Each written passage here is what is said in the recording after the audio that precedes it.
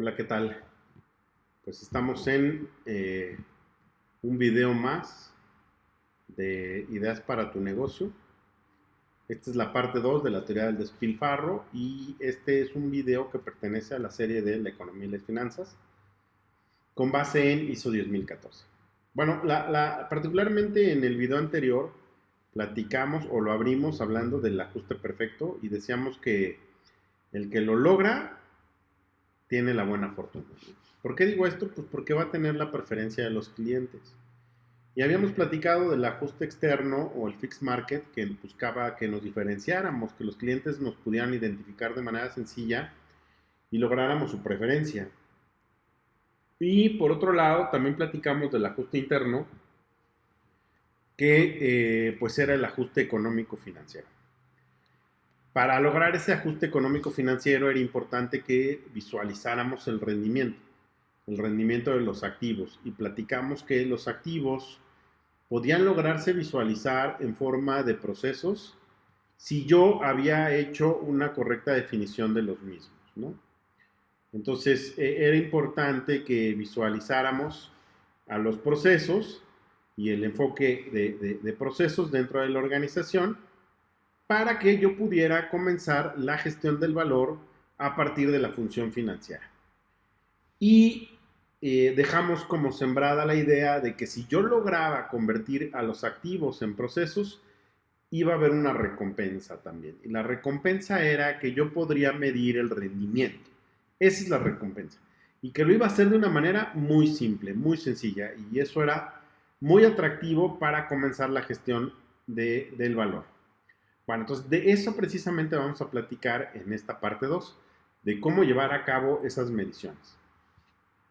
Para empezar hay que entender que esta relación que se da entre la parte operativa o económica de la empresa y la parte financiera, y que es precisamente la función financiera de la organización, están enlazadas, están amarradas. Y esto lo digo porque una vez que ya se consolidó un flujo de caja y que empieza a haber acumulación sistemática del remanente de ese flujo de caja en forma de capital, lo que quiero decir es que ya tus clientes te están comprando, están consumiendo de manera sistemática tu producto, tu servicio. Y por lo tanto dispones de un flujo de caja y el remanente puede ser ya empezado a acumularse para crear también un capital. Esto que acabo de decir es lo que incluye a la función contable económica de la empresa y está de este lado, ese es el rendimiento operativo. Si empecé a acumular capital, entonces quiere decir que empieza a aparecer el rendimiento financiero o la necesidad de que exista un rendimiento financiero. Pero tengo que ser muy claro aquí. Si no tengo una visión de la empresa y de su crecimiento, que se vuelve fundamental para poder activar la función financiera, la implementación de la función financiera va a ser dolorosa, o sea, va a haber complicaciones, no va a ser algo agradable, va a complicar la existencia de los dueños. Por otro lado, si yo logro establecer una visión y logro establecer una idea del crecimiento de mi organización, entonces la función financiera me va a ayudar, va a convertirse en una poderosa herramienta para que yo pueda lograrlo.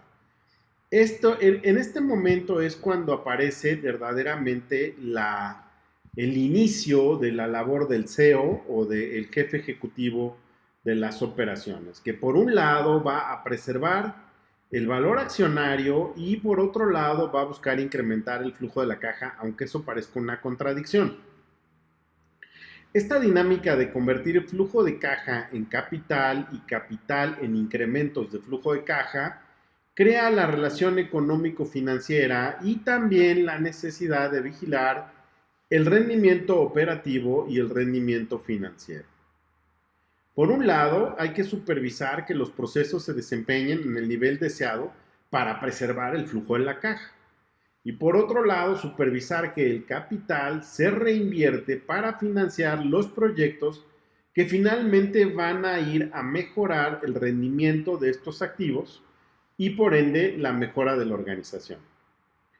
Cuando se requiera complementariamente de fuentes externas de financiamiento, hay que hacerlo de manera eficaz para alcanzar el objetivo de la firma, que es incrementar el valor accionario. Entonces, bueno, aquí ya creo que queda muy claro que existen dos funciones que, aunque parecieran muy parecidas, aunque fueran muy similares, no lo son.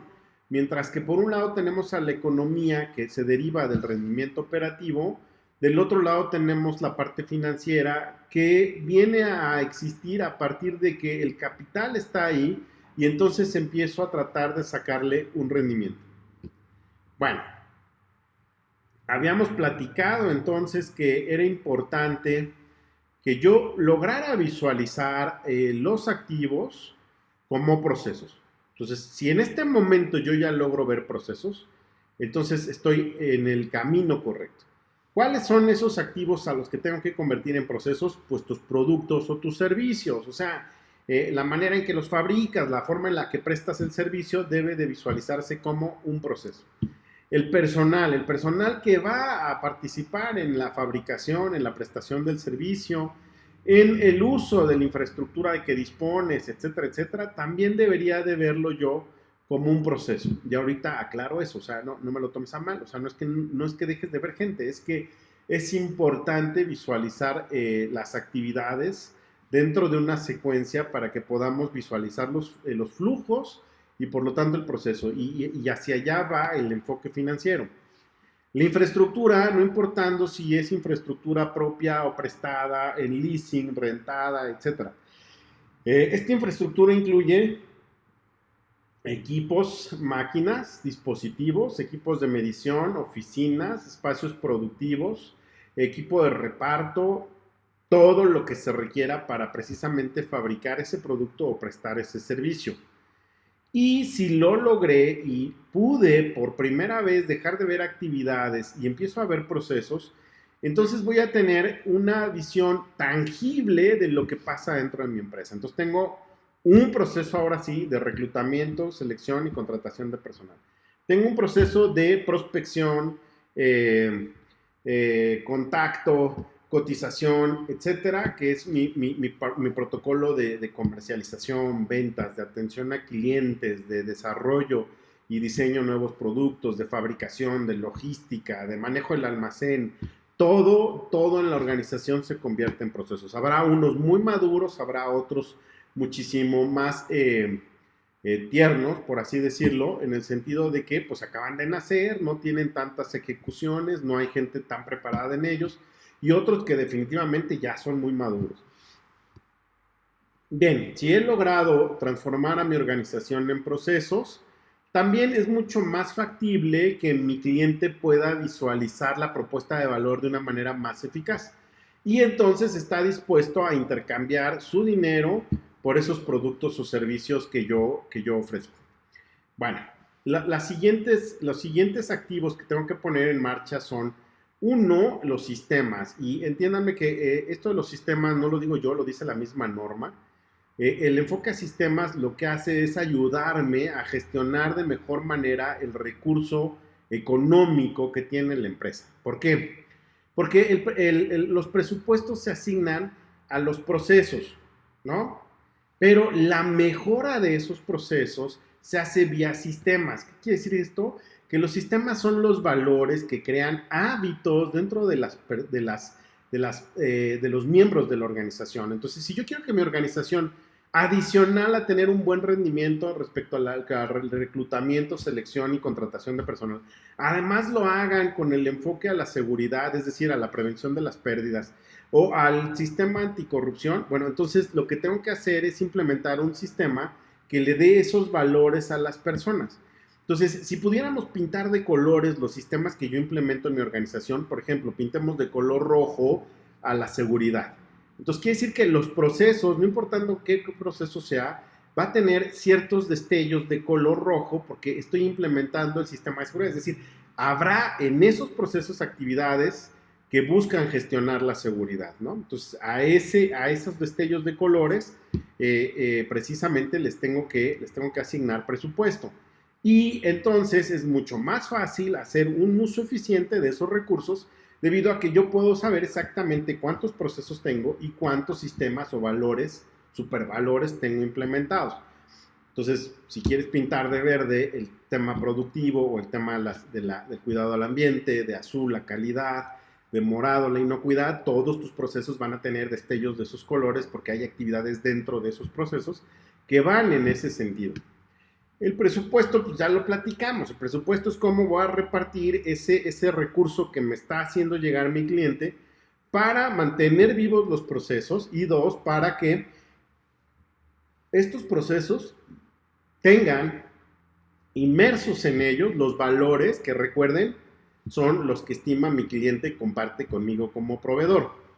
Y obviamente pues están también tus proveedores. Los proveedores son importantes porque son, además de que son una fuente de financiamiento, también le dan entre el 60 y el 70% de la calidad a tu producto o servicio. Finalmente están los stakeholders o las terceras partes, y aquí está la sociedad en general, las autoridades, el gobierno que es tu socio. Está también las ONGs, ¿no? Están también por ahí pues los empleados, obviamente, están ahí también los accionistas, definitivamente, y obviamente todos aquellos que tienen de una u otra manera algún interés dentro de tu organización. Vale. Estos activos son los que tengo que transformar en procesos para poder medirlos todos de la misma forma. Si lo logro, entonces voy a tener una visión igual a la que tienen los inversionistas, o sea, los dueños de capital. Bueno, entonces para que se entienda, va a ser mucho más fácil que los activos puedan ser medidos si están en forma de proceso. A partir de aquí, esto es una regla. Los activos entonces en forma de procesos pueden evaluarse de manera muy eficiente. Recuerden que los inversionistas y los dueños de capital utilizan dos y solo dos parámetros para determinar si invierten o no sus recursos. Y estos son el riesgo y el rendimiento. Todo lo que un inversionista considera que tiene potencial de inversión, así lo van a medir, con riesgo y rendimiento. Los activos que están fuera del enfoque de procesos solo representan riesgo, no dan rendimiento para un inversionista. Entonces, si tú tienes una empresa en donde todo el tiempo hay que decirle a la gente qué tiene que hacer para poderle sacar un rendimiento para el inversionista, ahí no hay rendimiento, ahí hay un riesgo. Si dentro de tu organización hay contraflujos, hay sistemas que están complicados, no están bien explicados los valores de la empresa, etcétera, entonces ahí hay riesgo, no hay rendimiento. Por lo tanto, no eres atractivo para estos dueños de capital. Esta es la razón por la cual es necesario transformar los activos en procesos. Existen algunas técnicas para que el CEO pueda determinar el rendimiento de los activos. Algunas son de uso más frecuente que otras. Sin embargo, conforme la empresa tenga resultados positivos de la gestión del valor, es decir, de aplicar estas técnicas, y estos resultados se vayan alcanzando, entonces al final todas esas técnicas van a ser de uso común en las organizaciones. Bien, gestionar el valor, recuerden, significa aumentar el flujo de la caja e incrementar el capital, invirtiendo el capital para aumentar el valor de la firma. Bien, vamos a empezar por conocer cuáles son esas técnicas. La primera es nuevamente el tema del rendimiento y el riesgo, ¿no? Ahorita la vamos a explicar, pero esta es la más básica de todas. La segunda es el portafolio de negocio. La tercera, el punto de equilibrio. Y la cuarta, de las que vamos a platicar porque hay muchas más, pero al menos estas cuatro que son muy importantes las vamos a comentar, es el efecto leverage, que tiene que ver con el apalancamiento.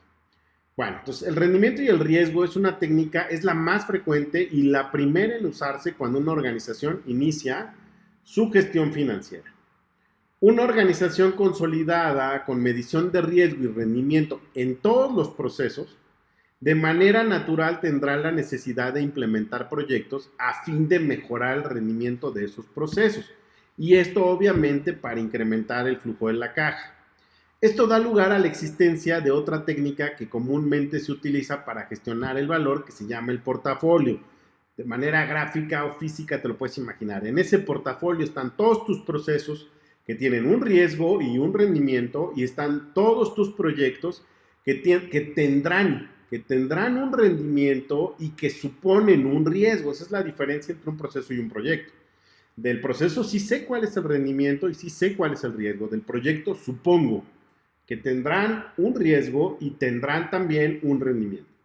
Finalmente está el punto de equilibrio, que es otra técnica comúnmente utilizada para monitorear el desempeño operativo de la organización. Esta técnica se usa para asegurar la operación de la empresa en el nivel de ganancias en todos sus productos.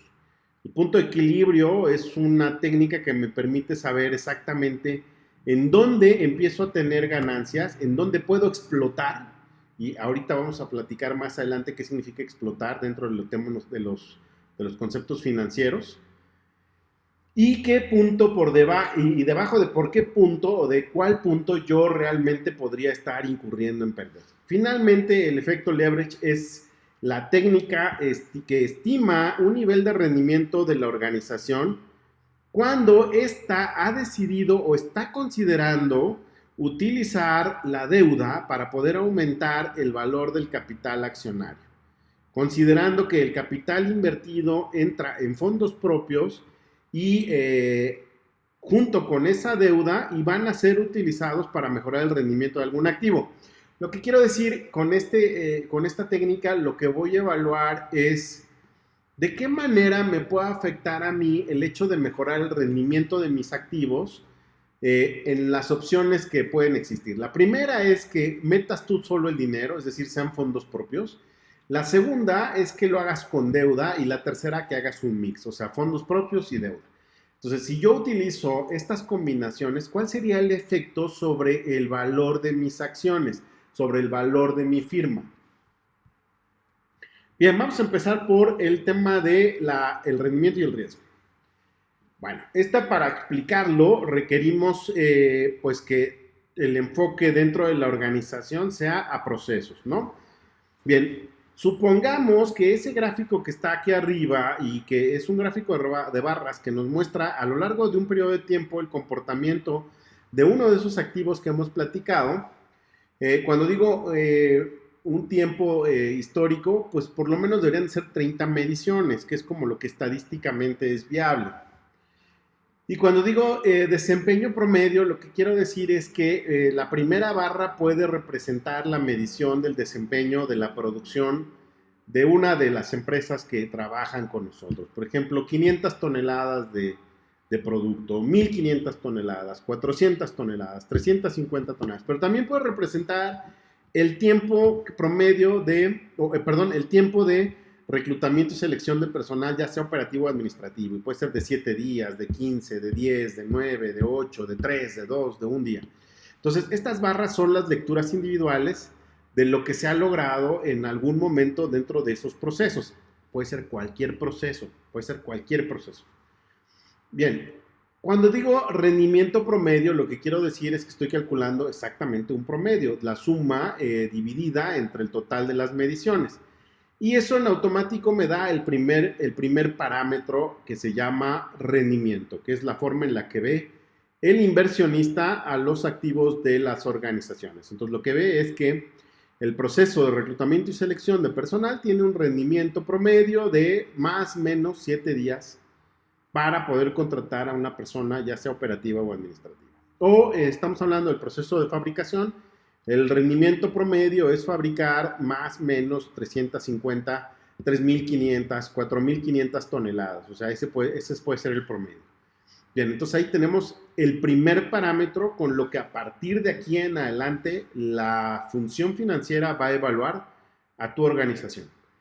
El segundo parámetro tiene que ver con la variabilidad, y es obvio, o sea, tiene que entenderse que cada vez que yo estoy logrando un desempeño en el mes de enero, febrero, marzo, cada mes es un desempeño. Bueno, entonces yo lo que puedo hacer es comparar el desempeño promedio, es decir, este valor promedio, con la lectura que en ese mes obtuve. Entonces, si se dan cuenta, aquí en la primera barra hay una diferencia entre el valor promedio y el valor alcanzado.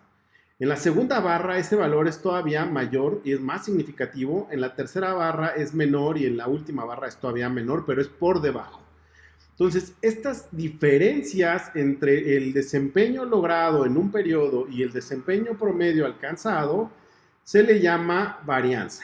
Debido a que la varianza puede tener un valor negativo, como en el caso de la última barra, porque está por debajo del valor promedio, este parámetro podría tener el signo de negativo. Para evitar trabajar con signos negativos, cambiamos ese parámetro por otro que se llama desviación estándar y que no es más que la raíz cuadrada, pero eso no es un tema ahorita importante.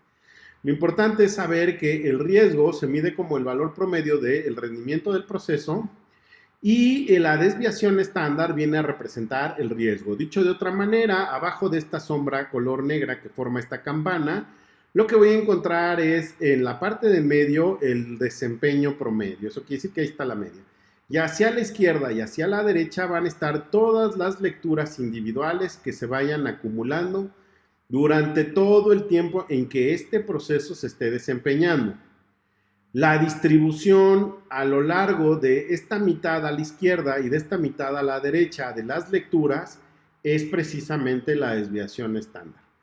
Para los que ya tienen conocimiento sobre este tema, esto más adelante se convierte en una metodología que se llama 6 Sigma y que nos permite saber con mucha precisión el rendimiento y el riesgo que tiene un determinado proceso. Pero eso es tema de otra producción. Bien, bueno, entonces aquí está la primera técnica con la que se puede evaluar o medir el rendimiento y el riesgo de los activos de tu empresa. Y obviamente dentro del contexto de que solamente si lograste tener el enfoque a procesos. Pero aquí hay algo que es bien importante. El rendimiento de un proceso requiere de una medición constante y acumulativa, además de una selección correcta de monitoreo para que obviamente estos indicadores me den la información que yo quiero. Estos indicadores deberían de ser al menos de eficacia, eficiencia y efectividad. Ya platicaremos más adelante sobre por qué es importante dotar a los indicadores de estas características. Observando el desempeño de estos tres enfoques y en medidas adecuadas para cada proceso, se puede establecer o se puede inducir, pues obviamente lo que quiero, establecer el rendimiento y el riesgo de toda la empresa. ¿Por qué? Porque además se pueden sumar. Entonces, puedo tener un rendimiento y un riesgo en el proceso comercial, un rendimiento y un riesgo en el proceso de administración, un rendimiento y un riesgo en el proceso de operaciones, ingeniería, etcétera, etcétera. Y la suma de todos esos también me puede dar un riesgo promedio y un rendimiento promedio, que sería el de la empresa. Creo que ya es suficientemente claro por qué es importante ver procesos. No se puede medir a los empleados y asociarlos a tu gestión financiera, pero sí se puede medir el desempeño de los procesos que ejecutan estos empleados. Bien, si ya lograste visualizarlo, entonces la siguiente técnica también te va a ser muy, muy atractiva. Vamos a suponer que toda organización está llena de dos cosas al menos, procesos y proyectos. ¿Por qué puedo atreverme a decir esto? Porque dentro de las organizaciones, obviamente los procesos ahorita ya son claros para ti. Habrá un proceso comercial que tendrá varias funciones. Antes esto se llamaban áreas, o sea, tengo mi área comercial y adentro tengo departamentos. Ahora la verdad es que el enfoque ha cambiado porque precisamente la idea era que vieras procesos y no vieras actividades o personas.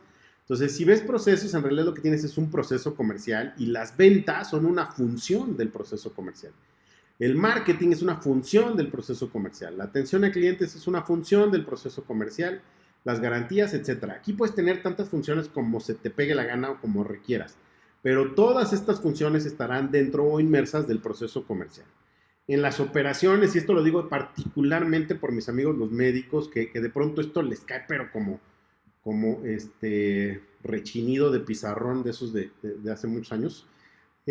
Lo que quiero decir es que no importa si se trata de una organización que se dedica a la salud o de una organización que se dedica a fabricar o de una organización que se dedica, a la tecnología. En términos financieros es importante tratar de hacer una simplificación de esto.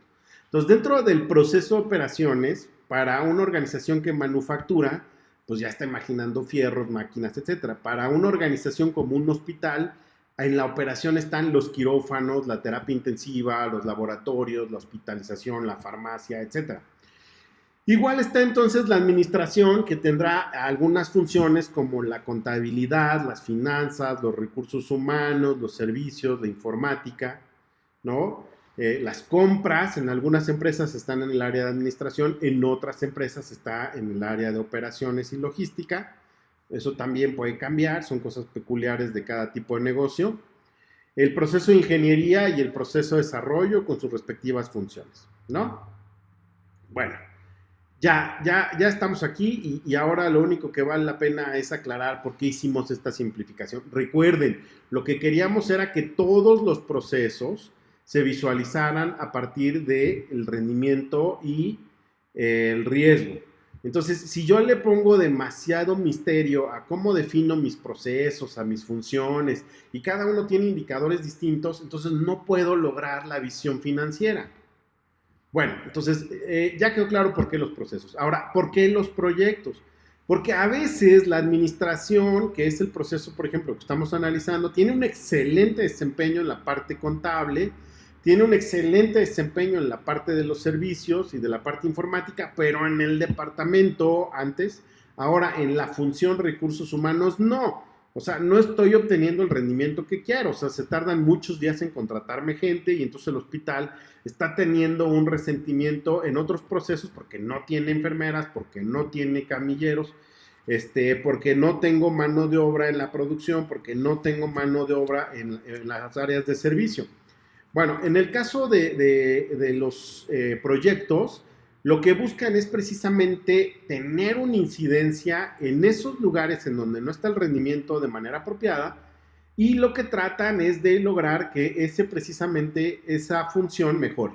Entonces, dentro de un portafolio habría procesos y habría proyectos. Ambos, procesos y proyectos, pueden medirse a partir del rendimiento, que es la media, y el riesgo, que es la desviación estándar. Entonces, el portafolio es una teoría complementaria a la del riesgo y el rendimiento, que trata de manera lógica de integrar el riesgo y el rendimiento de varios activos. O sea, ese portafolio tiene un rendimiento y un riesgo. Allá adentro está inmerso todos esos riesgos y rendimientos que vienen de los procesos y proyectos. Ambos, en suma, deberían evidenciar el riesgo y el rendimiento de toda la organización en su conjunto. Se denomina, pues, entonces, portafolio a esta combinación de riesgo y rendimiento de procesos y proyectos. Es importante reconocer que la aportación de esta teoría está en comparar los rendimientos de la empresa con la oferta que existe en el mercado de valores de otros portafolios. Para un inversionista, a los ojos de un inversionista, tu portafolio no es más que un portafolio dentro de otros miles de portafolios que hay. Y si va a meter su lana en un portafolio, pues tiene que compararlos con los que hay en el mercado. Creo que eso es obvio.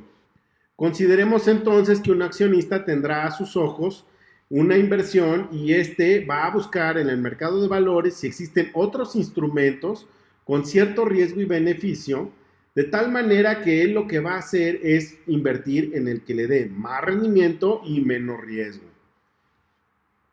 Y esto pues lo va a llevar a hacer su decisión entre invertir en la empresa o en un instrumento de mercado. Y esto lo deberían saber tus empleados, porque el accionista de tu empresa, de tu hospital, de tu empresa de tecnología, de tu empresa de alimentos, eres tú. Entonces tienes siempre la opción de invertir en tu empresa o invertir en los instrumentos del mercado.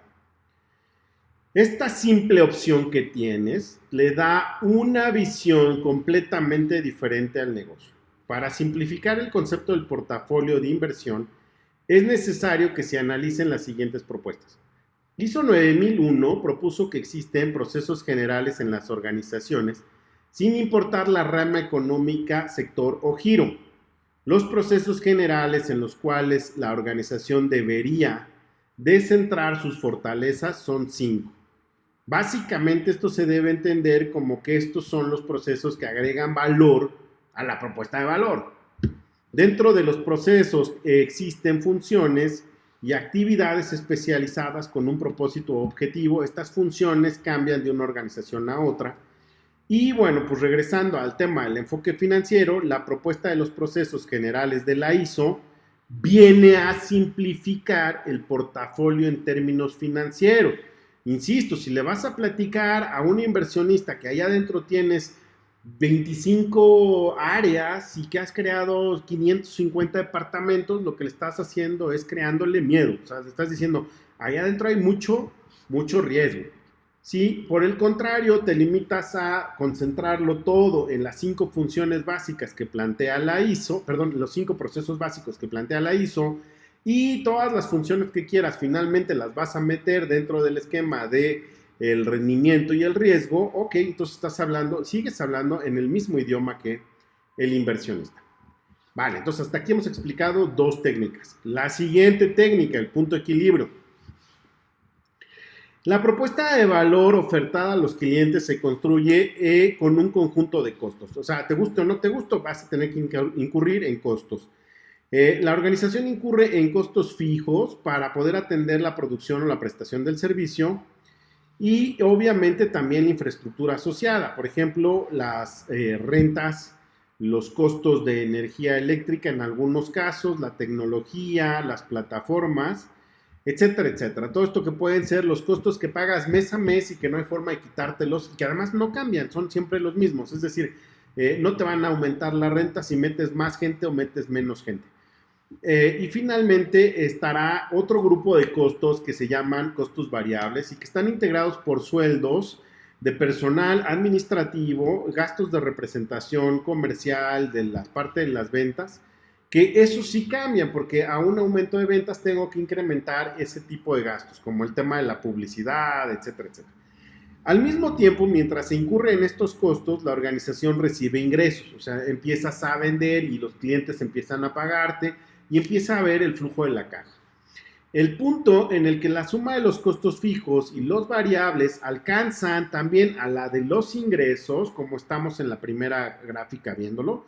Es decir, aquí tenemos los ingresos y acá tengo mis costos fijos y luego de los costos fijos nacen los variables y hay un punto en donde se encuentran costos fijos y variables. Ese punto en particular se identifica como el punto de equilibrio.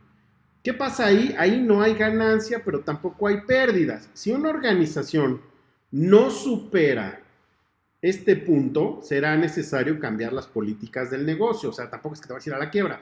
Lo que pasa es que probablemente no estás cobrando lo que tienes que cobrar o simplemente la propuesta de valor no está suficientemente diferenciada o no estás logrando el ajuste económico financiero. De nuevo el tema.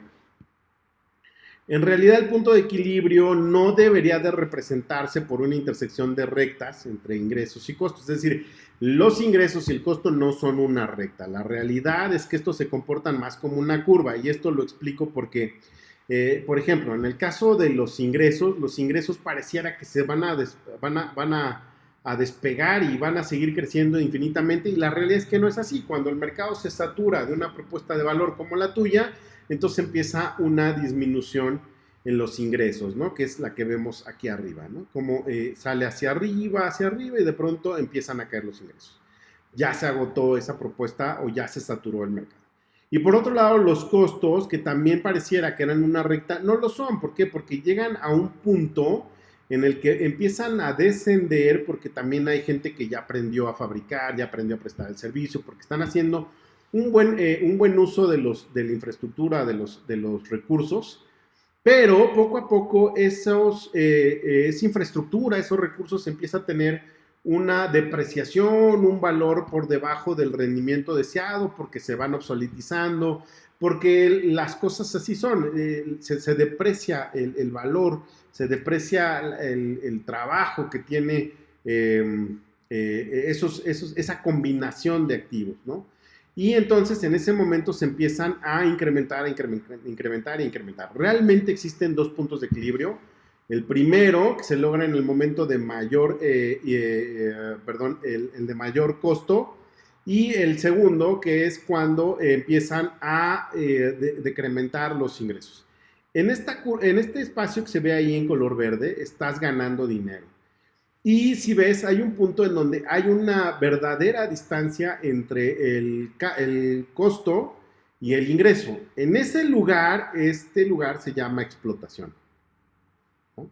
No tiene nada que ver con lo que habíamos pensado. Explotación se llama a este lugar en donde hay una gran diferencia entre el ingreso y los costos. Y ojalá pudiera permanecer para toda la vida, pero no es así. Bien, esto es la teoría del punto de equilibrio y también te va a ayudar a evaluar tus activos. Entonces, esto es otro enfoque para la valoración de activos. Finalmente, el efecto leverage, que también se conoce como el apalancamiento. Y bueno, para platicar de esto, lo que hay que hacer es pensar desde la lógica de los negocios en su crecimiento. Este efecto viene a responder a las preguntas que todos los dueños se hacen de manera recurrente, como por ejemplo, si quiero incrementar el flujo de la caja en un determinado porcentaje, ¿qué efecto va a tener sobre la acumulación del capital que tengo? Si quisiera mejorar el rendimiento de los activos y tuviera que invertir el capital, ¿qué sería mejor? ¿Con fondos propios o con deuda o con un mix? También conocido como apalancamiento, este efecto nos ofrece una visión sobre las decisiones financieras que deben planificarse previo a su ejecución. Uno de los puntos más relevantes del efecto del apalancamiento es el análisis del resultado de esas decisiones al momento de valorar a la empresa. Por ejemplo, saber con claridad qué valor va a ganar la firma cuando se decide una u otra opción, inclusive poderlo planear. Esto significa que la organización puede planificar el nivel de endeudamiento deseado, el nivel de rendimiento requerido de los activos posterior a la contratación de la deuda a fin de crear el mayor valor accionario. Este efecto tiene dos elementos a considerar. El efecto leverage puede funcionar sobre el operativo y por eso se llama leverage operativo, que lo que evalúa es el riesgo del negocio. Y por otro lado, el de la estructura financiera, que por estructura financiera tiene que entenderse si la combinación de fondos, o sea, propios, deuda y propios. Eso es estructura financiera. Y aquí hay un leverage financiero, que también lo que me va a ayudar es evaluar el riesgo financiero. Dicho de otra manera, en términos de fórmulas, lo que yo estoy buscando es que me diga a través de este cálculo, ¿cuál sería el efecto de contraer deuda para mejorar el rendimiento de un activo? O sea, de uno de esos procesos que platicamos. Entonces, si yo quiero mejorar uno de esos procesos, voy a necesitar dinero. Si yo uso dinero para mejorarlo, ¿qué es mejor? ¿Usar fondos propios, deuda o una combinación? Y si yo decidiera usar fondos propios o combinación o deuda, ¿qué nivel de rendimiento necesito que los activos, es decir, esos procesos, me den como resultado para que esto sea una transacción exitosa? O sea, imagínense la desgracia de que yo me endeude y tenga una tasa de interés que tengo que pagar y que desafortunadamente el rendimiento de mis activos no da lo suficiente para poder pagarla. Eso es lo que viene a favorecer este efecto que se llama apalancamiento en las decisiones financieras de la organización. Bien, pues lo vamos a dejar aquí. Hay una tercera parte porque hasta ahorita solamente hemos platicado del rendimiento operativo y nos falta platicar del rendimiento financiero. Pues fue un placer, este fue un video más largo, yo aprecio su tiempo, espero que la información haya sido de provecho y pues posteriormente estaremos haciéndoles llegar la parte 3 de este video.